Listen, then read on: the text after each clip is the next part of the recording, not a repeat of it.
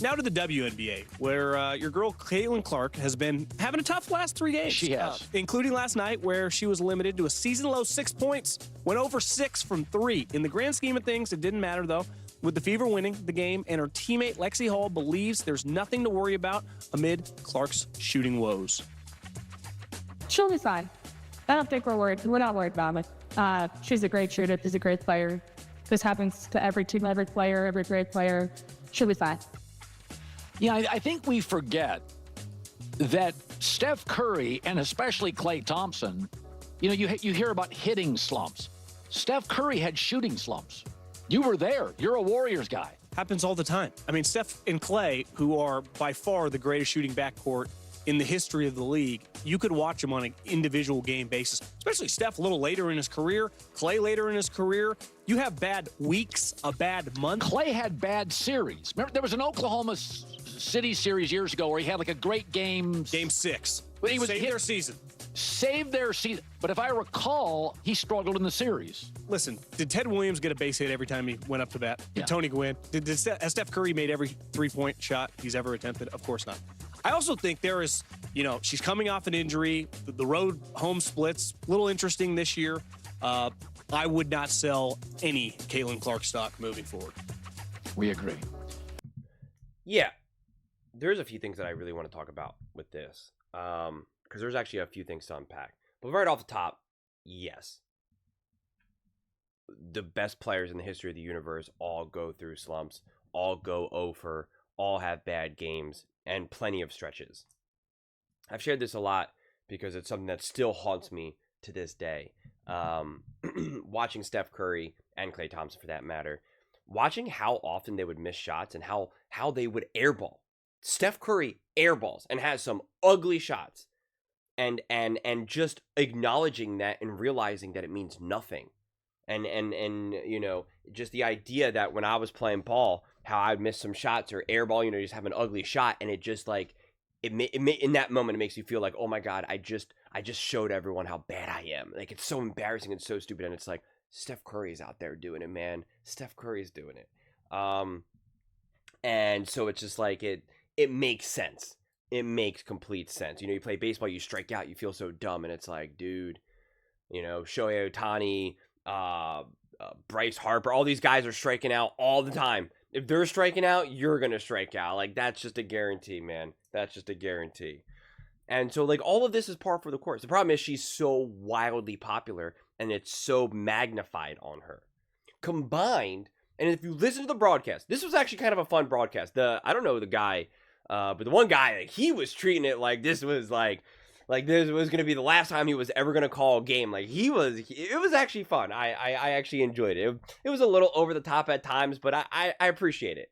I really do. I appreciate people putting in the work and bringing in the energy, and they're calling out the refs. Even the one woman was like calling out the refs, calling out the game. Like, it was a very honest kind of back and forth. It didn't seem like there was any agenda, which is what I honestly appreciaed. So it was kind of interesting, and a lot of times when you're watching games, you are at the mercy of the broadcast team to kind of tell you some of the things that you can't see. And, sometimes you can see on a broadcast, sometimes you can't. It's just not always easy. So you can be at the mercy of them. So I can appreciate when I feel like things are being a little bit more honest rather than filtered. And they were talking about it with Caitlin Clark. Like the defense that is on Caitlin Clark right now. I mean, like, she's just picked up from the moment the Fever are on offense, and it's so relentless. It's just non-stop, and it's physically exhausting. And there's so much contact. The broadcast team, even they mentioned it. They were like, God, Caitlin Clark's being smacked and this and that, and it's just like, and they're like, they're letting them play, and it's kind of crazy, and it's just you're gonna hinder her. You're gonna have more games like this, and then it leads me to Caitlin Clark's shot selection, which I've called out since last year. It's just like, she's obviously been cold, and it doesn't mean you stop, shoot, but the looks that she's taking feel more like, I gotta get going, I gotta get shots off, what am I going to do? And it's still some of these really incredibly deep threes, step back threes. And it's just like, I want to see her go for more twos. I want to see her go for more mid-ranges. I want to see her go for more layups. I want to see the Fever intentionally say, we got to get Caitlin Clark some open looks to get her going. Because it pretty much never happens. All of her shots are pretty much like always off the dribble. It's so often a deep step back. And it's just not sustainable. It's just not. Especially when you look at how she's being defended. So of course you're going to have a Kelsey Mitchell go off. Of course you're going to have a Lexi go off. Of course you're going to have a Boston go off. Look at the shots that they get to shoot compared to Caitlin Clark. It's just night and day. It's just absolutely night and day. And so the Fever need to do a better job. They need to figure that out. And they even also talked about this in the broadcast. That their transition offense and their fast breaks and the speed that they play in is so slow. And it's just like, you know, it's slower this year than it was last year. And it's like, you got Caitlin Clark. The girl who's got the best eyes, the best vision, the best passing I've ever seen. And you want to slow things down for her. Like, I don't know if that's the way through this. And certainly when you slow things down, you're allowing the defense now to really engulf Caitlin Clark. And so, yeah, you can have games like this where Caitlin Clark will only score 6 points, 0 for 6 from 3, and you can still win. And at one point, they were up by like 19, I think. You're going to have games like that. That's not going to be your norm. You're not going to win games more. If that was the case, then you would have won all these games when Caitlin Clark wasn't playing. And again, make no mistake about it. The force and the focus and the attention that Caitlin Clark has on her is why you can still hang 94 points and win. But I do fear that the coaching does not reach Caitlin Clark. That there needs to be a deeper understanding of when you have games like this, how to handle them, how to continue to use yourself as a decoy, how to not get frustrated, how to grow and evolve, how to get better shot selection. That is absolutely something that Caitlin Clark needs to evolve in, is with her shot selection. But again, it's a twofold issue because it's also the Fever themselves, coaching players, etc. They need to help support Caitlin Clark. Caitlin Clark always supports everyone else on the team, but you never really see the team support Caitlin. That's a fundamental flaw. I mean, how many times do you watch a game where you're like, oh yeah, they set up Caitlin Clark for an awesome look? You just don't see it. And I've talked about this a lot. And you know, as they also even brought up the Warriors, there's so many times that Steph Curry is getting a great look, a great ball, a great shot because of a play, because of a pass, because of the chemistry of the give and go, whether it was back in the day with Clay, whether it was with Kevon Looney, Draymond Green, you know, go Sean Livingston. I mean, like, go through the list of players. You saw it. You saw it unfold, which was a combination between coaching, the players, and Steph, which is why everyone needs to step up here. The players, the coaches, and Caitlin Clark. Caitlin Clark does have some responsibility in this, right? Undeniable. But it's not just all on her. And the problem is like, I don't think people are watching, you know, like, it doesn't sound like they watch this game. But, like, it's not just like, oh, you know, she's been having a tough go at it. She's in a slump. Like, that's not it. It's not like, oh, she's getting great looks and they're just rimming out or whatnot. Like, that's not the case here. She's worn down. She's tired. The defense is physical, nonstop, all day, every day. The Fever don't do anything to try to help her get going. Her shot selection needs to evolve and grow. Like, there's a lot of boxes that need to be checked here. You can't just chalk it up to, she's just cold. That's not facing the reality of the situation. And if you don't face the reality of the situation, you're not going to solve the problem/problems. And there are problem/problems here that need to be resolved. So you can stick your head in the sand all you want. It's not going to get you your goal. It's not going to get you where you need to go.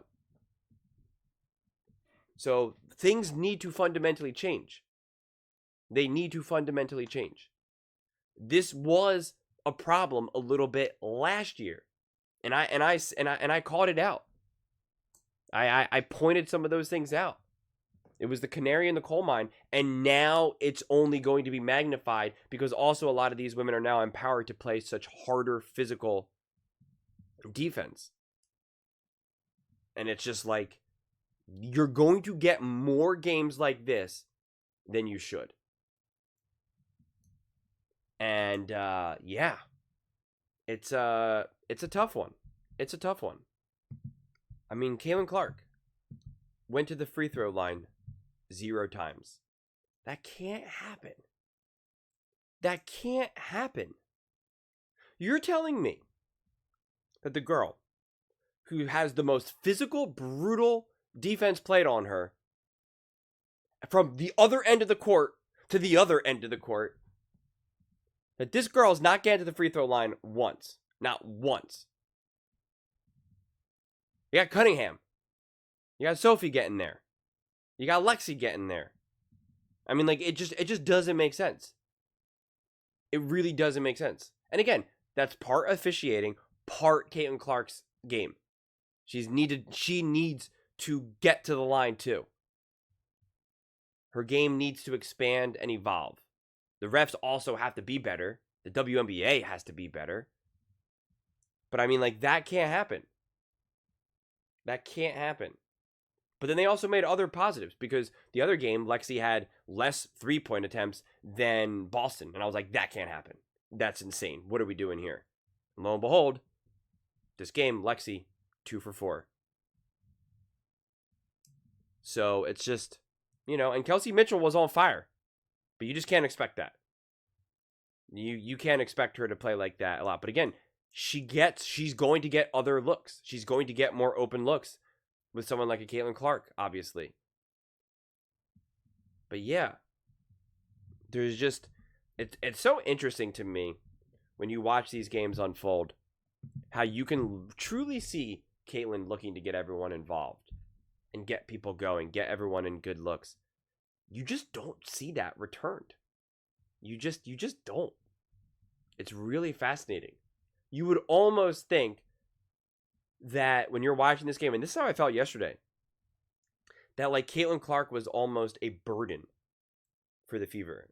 And it's just like, or like she's a ball hog or something. And it's like, this girl's passes are just outrageous. I mean, some of her passes in this game were just absolute, perfection.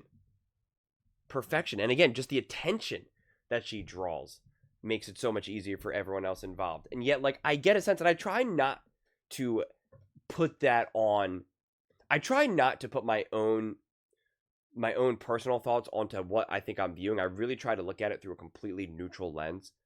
And that really was the vibe and the energy that I was getting.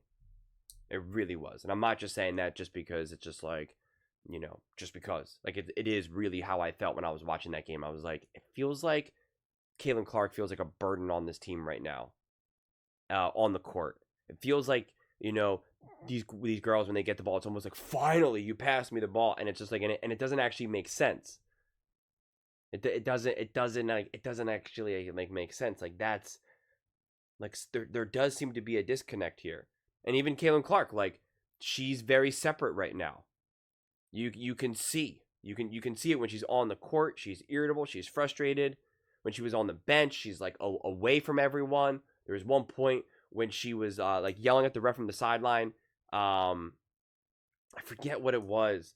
I think it was when Seattle got the ball. It should have been a shot clock violation, but it like slammed. It didn't hit the rim or whatever.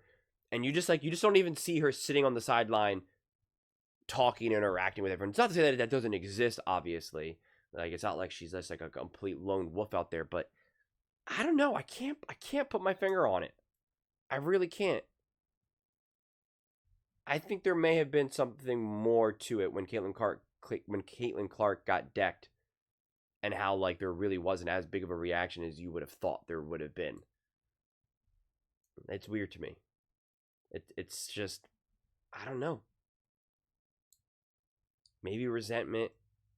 Maybe like it's one of those things where it's like, stop giving Caitlin Clark all the fame or all the credit for when we win and whatnot. Like, I don't know. I'm still working through it, and I still need to see other games as well. But I don't know. Just things feel weird. But those are just my thoughts.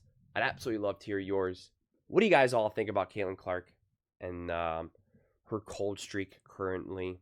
Let me know in the comments below. I read every single comment. So whether you agree with me or disagree with me, either way, let's get in some discussions. Let's get in some fights. But ultimately, let's just have some fun. And please do consider subscribing. We are building an amazing community here and absolutely love to see you part of it. I want to build something that we all generally feel connected to.